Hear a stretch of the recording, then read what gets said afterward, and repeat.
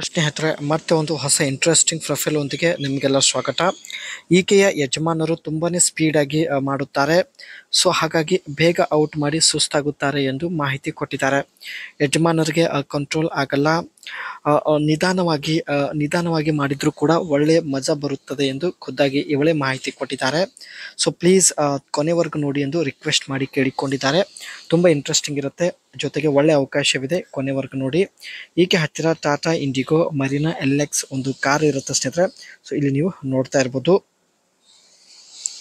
And ನಿಧಾನವಾಗಿ ಮಾಡುತ್ತಿರುವಾಗ ದೇಹ ಕೂಡ ನಿಧಾನವಾಗಿ ಬಿಸಿ ಆಗುವುದಕ್ಕೆ ಶುರುವಾಗುತ್ತದೆ.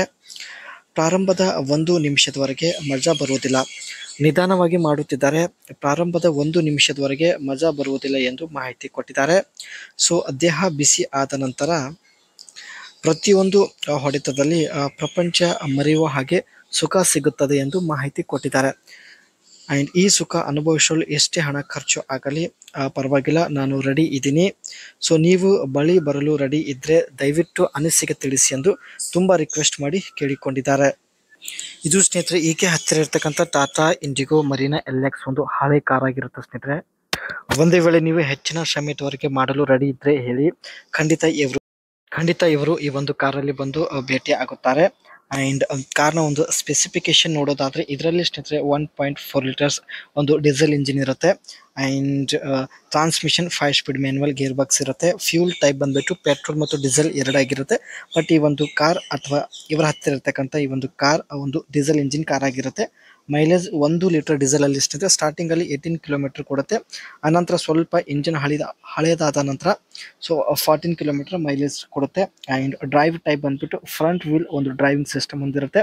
ಟಾಪ್ ಸ್ಪೀಡ್ ಬಂದುಬಿಟ್ಟು ಕೇವಲ ಗಂಟೆಗೆ 155 ಕಿಲೋಮೀಟರ್ ರನ್ ಆಗುತ್ತೆ.